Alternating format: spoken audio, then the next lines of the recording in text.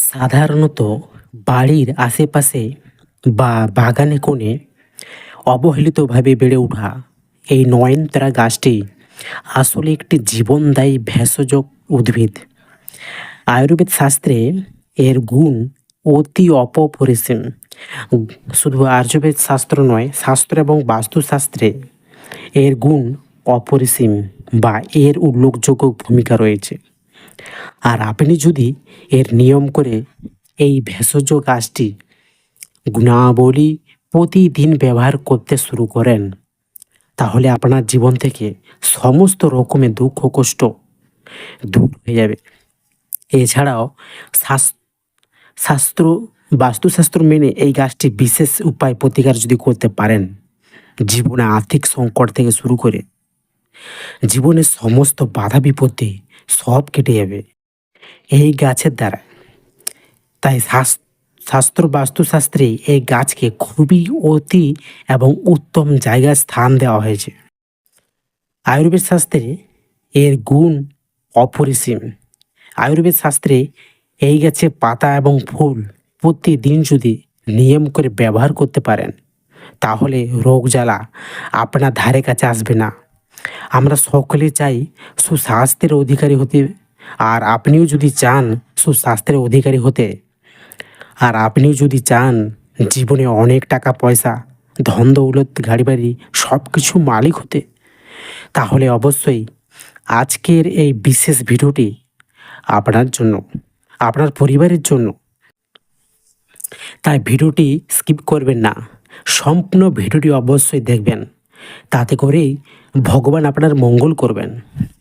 আপনি যদি জীবনে কিছু শিখতে চান আর জীবনে কিছু করতে চান, তাহলে আমি বলবো আমাদের এই চ্যানেলটিকে সাবস্ক্রাইব করে পাশে থাকা বেল আইকনটি অতি অবশ্যই অল করে দেবেন। কমেন্টে জয় মা লক্ষ্মী লিখতে ভুলবেন না। ভিডিওটিতে একটা লাইক অবশ্যই করবেন। সুপ্রিয় দর্শক বন্ধুরা, এই নয়নতারা গাছ 2-3 প্রকার ফুলে হয়ে থাকে। প্রত্যেকটা গাছেরই একই গুণ এবং একই গুণ বা ক্ষমতা আছে। এই ফুলের গাছ যে বাড়িতে থাকে, শাস্ত্র বাস্তুশাস্ত্র বলছে সেই বাড়িতে প্রত্যেক সদস্য সুস্বাস্থ্যের অধিকারী হয়ে থাকে। আর এই গাছ যে বাড়িতে থাকে, এই গাছের ফুল দিয়ে নিয়ম করে বিশেষ কিছু উপায় যদি করতে পারেন, তাহলে ভগবান শ্রী হরি বিষ্ণুর কৃপায় জীবনে কোনো দুঃখ কষ্ট দুর্দশা থাকবে না। তো আজ আমি চলুন আজব শক্তি চ্যানেলের পক্ষ থেকে এই গাছে সে তান্ত্রিক উপায় বা বাস্তুশাস্ত্রের মধ্যে বিশেষ কিছু উপায়, বৈদিক উপায় বা শাস্ত্রীয় উপায় সম্বন্ধে বলবো, এবং এই গাছে যে আয়ুর্বেদিক গুণাগুণ সেই সম্বন্ধে বিস্তারিত তথ্য আজ আমি আপনাদের সামনে একটি ছোট্ট ভিডিওর মাধ্যমে তুলে ধরলাম। সর্বপ্রথম আপনাদেরকে জানাই আয়ুর্বেদিক গুণাবলী। দেখুন, সাধারণত অসুখ হলে আমরা ওষুধ খাই আর রোগ প্রতিরোধের ব্যাপারে সচেতন হয়। অনেক সময় এমন কিছু রোগ শরীরে দানা বাঁধে যা আমরা আগে থেকে টের পাই না, এবং যখন তা ধরা পড়ে তখন আর কিছুই থাকে না। কিন্তু যদি আমরা ভিতর থেকে সুস্থ থাকি এবং রোগ প্রতিরোধ ক্ষমতা বাড়াই, তাহলে ডায়াবেটিস, ক্যান্সার, ব্লাড সুগার, চর্মরোগ সহ বিভিন্ন প্রাণঘাতী হতে পারে সহজে রেহাই পেতে পারে। এমনকি কোভিডের ক্ষেত্রে যদি কারো রোগ প্রতিরোধ ক্ষমতা বেশি হয়, তাহলে তার করোনা আক্রান্ত হওয়া আশঙ্কাও থাকে না। এতএব দেরি না করে আজ থেকে সচেতন হয় রইল আজ আপনাদের সামনে এই নয়নতারা গাছে ঘরোয়া কিছু প্রতিকার বা উপায়। আয়ুর্বেদ শাস্ত্রে এই গাছের বিশেষভাবে নিয়ম ব্যবহার করতে পারেন। যদি বিশেষভাবে নিয়ম করে এই গাছের পাতা এবং ফুল ব্যবহার করতে পারেন, আর এই নয়নতারা গাছের দ্বারায় রোগ প্রতিরোধের যে টিপস তা একেবারে দূর হয়ে যাবে। সুপ্রিয় দর্শক বন্ধুরা, আজকাল প্রায় বেশিরভাগ মানুষ, প্রায় 95% মানুষ ডায়াবেটিস রোগে আক্রান্ত। ডায়াবেটিস থেকে মুক্তি পেতে নয়নতারা ফুলের গুরুত্ব অপরিসীম। নয়নতারা গাছের ফুল ও মূল শুকনো হলে 1 গ্রাম আর কাঁচা হলে 2 গ্রাম একসঙ্গে করে মাঝারি মাপের 1 কাপ জলে সারা রাত ভিজে রাখুন। সকালে জলটা ছেঁকে ফুটিয়ে অর্ধেক কাপ করে নিন। এবার ওই জল অর্ধেক করে সকাল রাত্রে পান করুন। দিন 10 ব্যবহার পর পুনরায় রক্ত পরীক্ষা করে নিয়ে দেখে নিন, ডাক্তারের পরামর্শ নিন। কয়েকদিনের মধ্যেই ঘন ঘন পেশাব হওয়া এবং অন্যান্য উপসর্গগুলো কমে গিয়ে ডায়াবেটিস নিয়ন্ত্রণে আসবে। সুপ্রিয় দর্শক বন্ধুরা, বেশি যদি অসুবিধা দেখা দেয় অবশ্যই ডাক্তারের পরামর্শ নিতে ভুলবেন না। ব্লাড প্রেশার 8 থেকে 10টি নয়ন তারা পাতা তাতে ভালো করে থেতো করে বেটে তার থেকে রস বের করে নিয়ে সকালে বা রাত্রে শুতে যাওয়ার আগে সেই রস নিয়মিত পান করুন। এতে ব্লাড প্রেশার নিয়ন্ত্রণে থাকবে এবং সুস্থ থাকবে আপনার হার্ট। কৃমিরোগ 2 গ্রাম কাঁচা আর যদি শুকনো হয় তাহলে 1 গ্রাম পরিমাণ মতো নয়নতারা গাছের ফুল, মূল ও পাতা একসঙ্গে 1 কাপ জলে ভিজিয়ে রাখুন। সারা রাত ভিজিয়ে রেখে সকালে সেই জলটা ছেঁকে ফুটিয়ে অর্ধেক করে নিন। এরপর ওই জলটা 2 ভাগে ভাগ করে সকালে এবং রাত্রে 8 থেকে 10 দিন পান করলে কৃমির সমস্যা দূর হয়ে যাবে। এটি ছোটদের কিন্তু দেবেন না। সেই ক্ষেত্রে ডাক্তারের পরামর্শ নিতে ভুলবেন না। স্কিনের সমস্যা অর্থাৎ ত্বকের সমস্যা, নয়নতারা পাতা বেটে তার রস দিয়ে ত্বক পরিষ্কার করলে চুলকানি এবং ফাঙ্গাসজনিত সমস্যার থেকে দূরত্ব মুক্তি পাওয়া যায়। পাতা সেদ্ধ করা জল ব্যবহারে ত্বক হবে উজ্জ্বল এবং তরতাজা।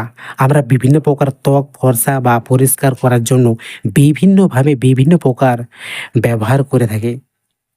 কিন্তু একবার আপনার এই নয়নতারা গাছের পাতা সেদ্ধ করা জল ব্যবহার যদি করেন তাহলে আপনার ত্বক উজ্জ্বল এবং তরতাজা হবে।